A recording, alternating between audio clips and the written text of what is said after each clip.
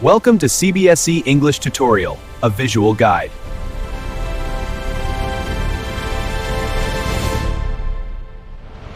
All right, let's dive into William Douglas's Deep Water. Now, you know this chapter comes up on exams a lot, but we're not just going to skim the summary. Nope, we're going to crack the code. We're going to figure out exactly what questions examiners love to ask over and over again, and more importantly, why. Let's do this. Okay, so let me ask you something. When you're studying for an exam, what's the smartest way to do it? I mean, really. Most of us, right, we just read the chapter again and again and just hope something sticks. But there's a much, much better way.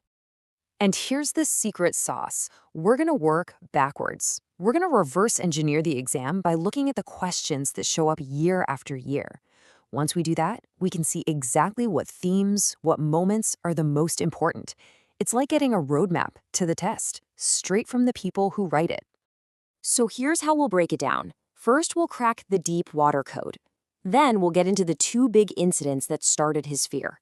We'll see how that fear really gripped him, how he fought back step by step, and what he learned from his final test.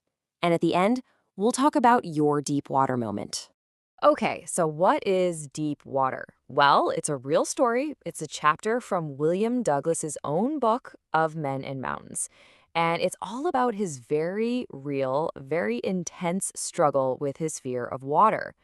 And you can see why examiners love it, right? It's packed with these big themes: fear, perseverance, courage. It's just perfect material for questions. And boom, right out of the gate, here's a classic question. Just look at the years it's been asked. That is a massive clue for us. It tells you that if you don't understand where his fear came from, you're already behind. It's like the first thing they want to know.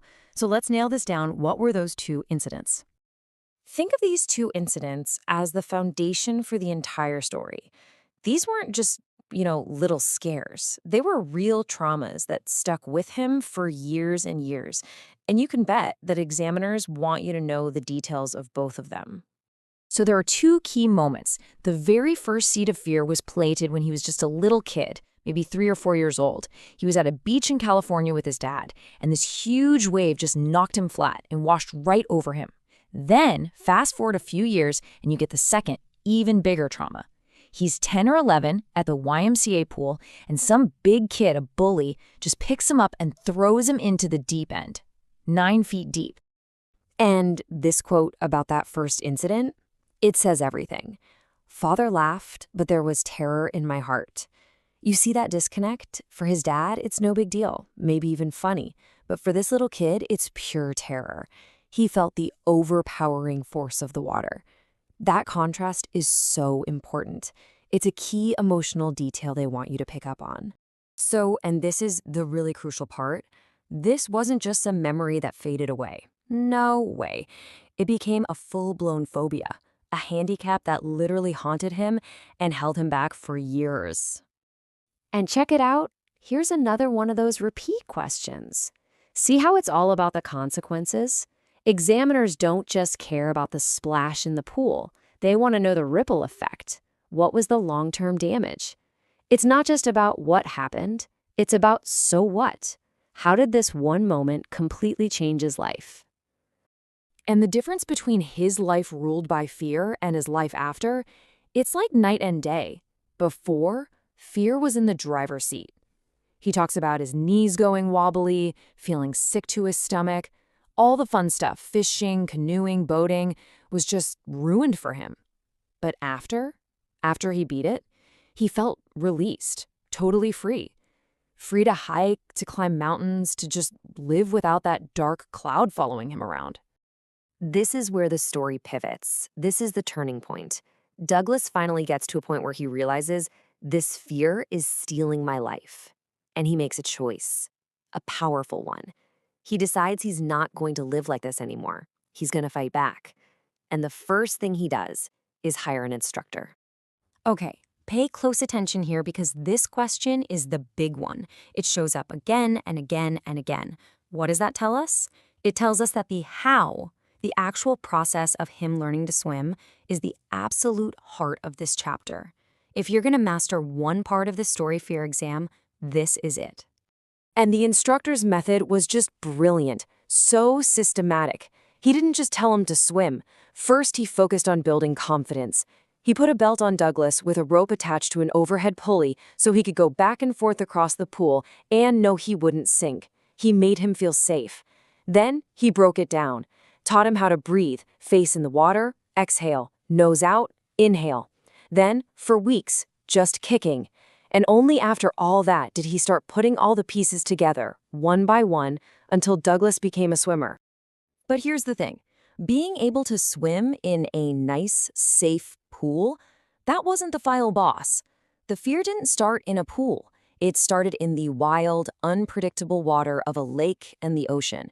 And Douglas knew, deep down, he had to go back there and face it on its own terms to be truly 100% free.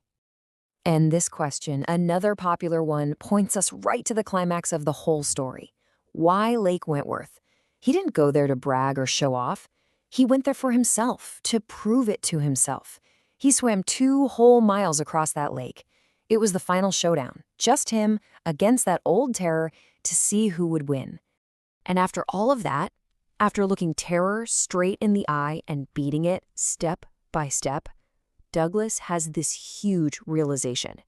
It's a line you've probably heard before, made famous by President Roosevelt. All we have to fear is fear itself. He finally understood.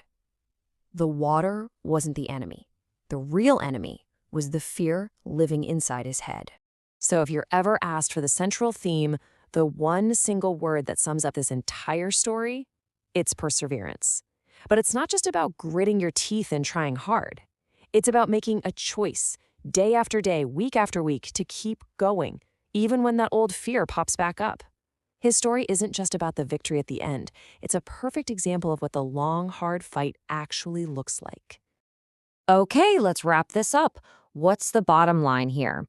What are the big takeaways that examiners are really looking for? Why do we even study this story? It all boils down to these key themes. First, the psychology of fear, how it gets in your head. Second, the raw power of determination and perseverance. Third, the idea that you can beat huge challenges with a systematic, step-by-step plan. And finally, the big one. Fear is just a barrier in your mind, and you have the power to tear it down. In the end, this story is about so much more than just swimming, isn't it? It's a lesson for all of us about how we deal with our own fears. It shows us that if we have the courage and a smart plan, we can take apart the things that are holding us back. Not just so we can get by, but so we can really, truly live. So I'll leave you with this question to think about. We all have a deep water, right? Something that scares us, that holds us back, that feels impossible to overcome. Douglas's story proves it's not impossible. So the real question is, what's your deep water? And what are you going to do about it? Thank you for watching. See you again in a bit.